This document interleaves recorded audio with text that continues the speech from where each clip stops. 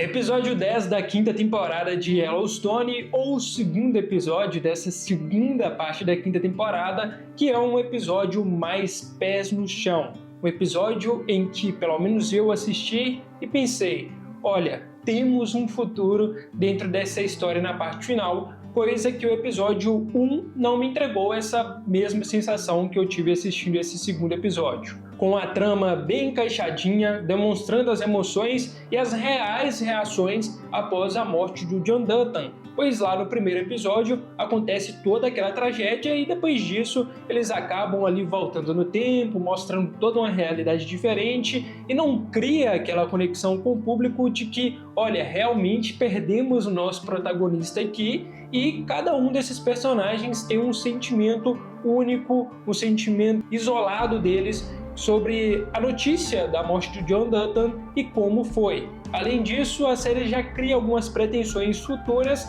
e fica com o enredo bem mais encaixadinho dentro dessa trama. Eu sou o Daniel e vamos falar um pouco sobre esse 10º episódio da quinta temporada, fazendo uma análise redondinha como eu sempre faço aqui no canal. O episódio começa anteriormente à morte de John Dutton e já mostra novamente ali o período de alguns cowboys no rancho Four Sixes, de uma forma mais realista e buscando mostrar todo o cenário que é essa vida no Texas, até mesmo fazendo comparações entre a vida de um cowboy no Texas e a vida de um cowboy em Montana, ali no rancho de Yellowstone, mostrando que o Texas entrega condições bem mais precárias e não aquele vislumbre, aquele impacto visual que tem Montana com as montanhas, as florestas, a neve ali naquelas montanhas. E o Texas é um estado mais árido, com cascavéis ali. Então o problema deles não são mais lobos e ursos, que já eram um grande problema, e sim cascavéis que eu acho que é um pouco mais ardilosas, né? Já que ficam ali no chão, na superfície, como elas se posicionaram ali no canto da tenda, como mostra no episódio,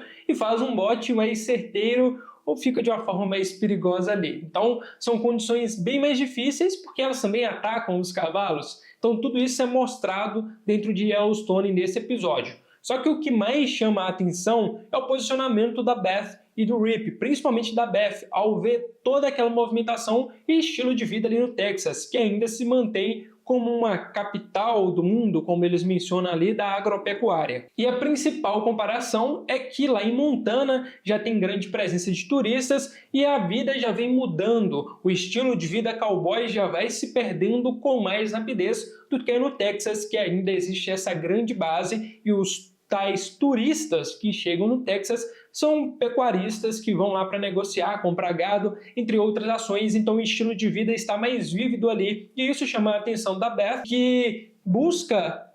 ter essa atração também do Rip sobre esse estilo de vida vívido que ali está presente no Texas. Como isso vai se comportar futuramente, não sei, mas talvez já é um prelúdio de como Yellowstone vai criar aí um novo enredo para uma nova produção que já temos confirmação e que dará continuidade à série original, principalmente com a Beth e com o Rip. Então, o Texas pode ser o futuro. Lógico que todo esse posicionamento foi antes da morte do John Dutton e agora essa proteção de legado de John Dutton e da fazenda Yellowstone pode ser muito mais interessante para a Beth e para o Rip do que se mudar para um outro estado. Mas o que é certeza é que sim, haverá um spin-off que será focado no rancho Four Sixes. Quem também tinha uma vida encaminhada e até mesmo um destino ou um resultado feliz é o Casey, que vai construindo esse novo rancho com a sua família, vivendo ele, a Mônica e o Tate,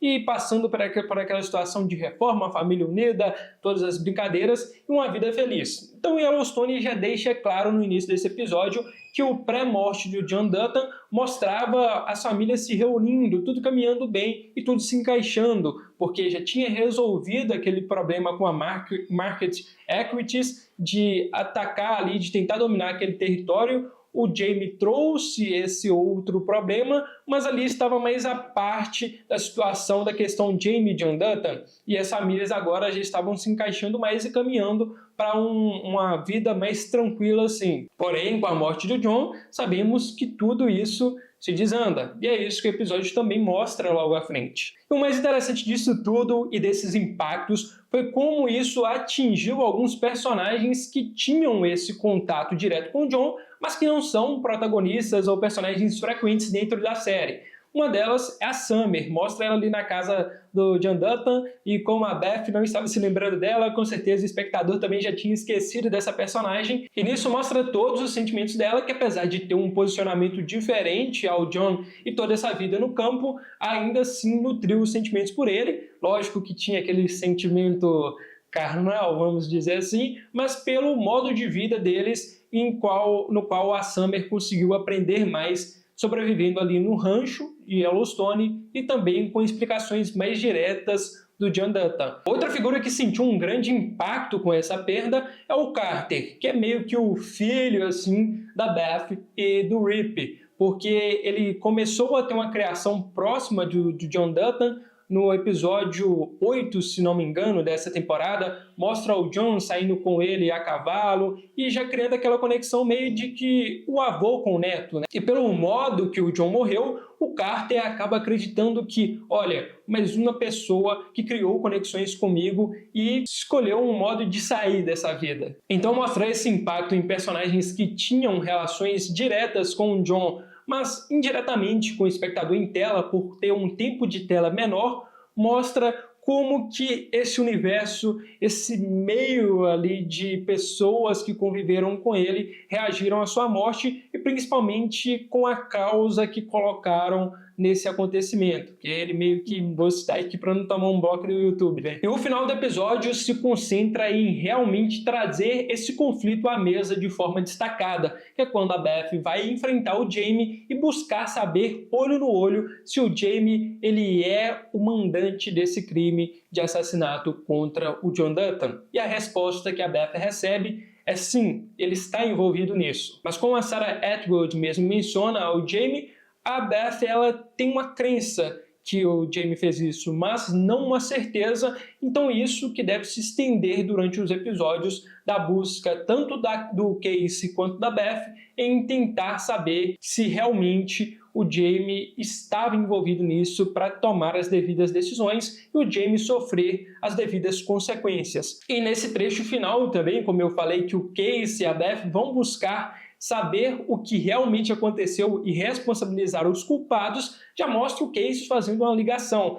E aí foi uma parte interessante do enredo, porque o Casey, ex-militar, tinha sido esquecido dentro de Yellowstone. E agora traz novamente esse tema, né, esse campo, o Casey para esse campo novamente, para que ele utilize os seus contatos ali dentro do exército, para que ações sejam tomadas e ele consiga um resultado, uma resposta melhor de quem pode ser esse grupo contratado para fazer um trabalho tão bem feito com a morte do John Dutton e acusar o John Dutton de ter tomado uma certa decisão lá de atentar contra a própria vida e parecer que isso realmente aconteceu e que não foi um assassinato. E o Casey se envolvendo nisso, tendo uma postura pelo menos para solucionar esse caso, aí sim podemos ter respostas mais rápidas e fazer esse sentido de já pular para a parte da consequência. E para finalizar essa análise, um ponto que eu achei bem legal é a conversa do Casey com o Tate, falando assim, olha,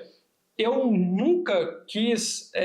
ter esse legado em minhas mãos durante minha vida, eu nem mesmo sei o que eu quero da minha vida, mas eu nunca te perguntei e eu quero perguntar para você, o que você quer, Tate? Qual que é a sua visão de futuro? O Tate também ali bem abalado, sem conseguir pensar, então muito do legado do futuro de Yellowstone agora vai depender do que o Tate pensa para si no futuro, porque o Casey ele não quer jogar a responsabilidade nas costas do seu filho de seguir algo que nem mesmo ele tinha pretensões de seguir, ao mesmo tempo em que ele também pensa que se o Tate quiser seguir esse caminho, ele está disposto a assumir esse fardo por um tempo para fazer essa transição mais suave e com menos responsabilidade para o seu filho. Então o Casey, que era um personagem que, ok, era um dos protagonistas da série, mas que ao mesmo tempo tinha um tempo de tela mais reduzido em relação aos seus outros irmãos e ao seu pai, agora ganha esse destaque porque tudo que está ao redor dele diz muito sobre legado, diz muito sobre futuro, até mesmo o relacionamento dele com a Mônica,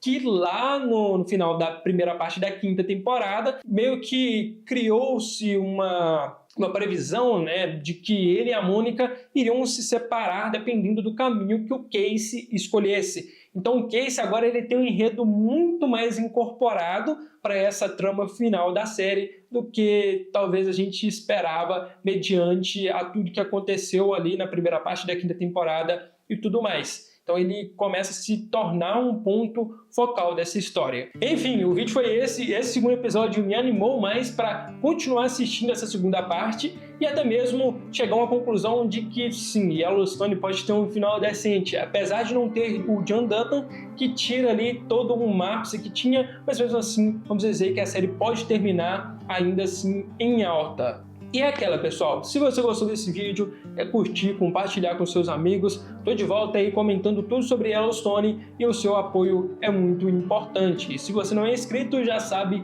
se inscreva aí no canal. Embaixo tem minhas redes sociais aí na descrição. É isso, tamo junto. Eu sou o Daniel e fui!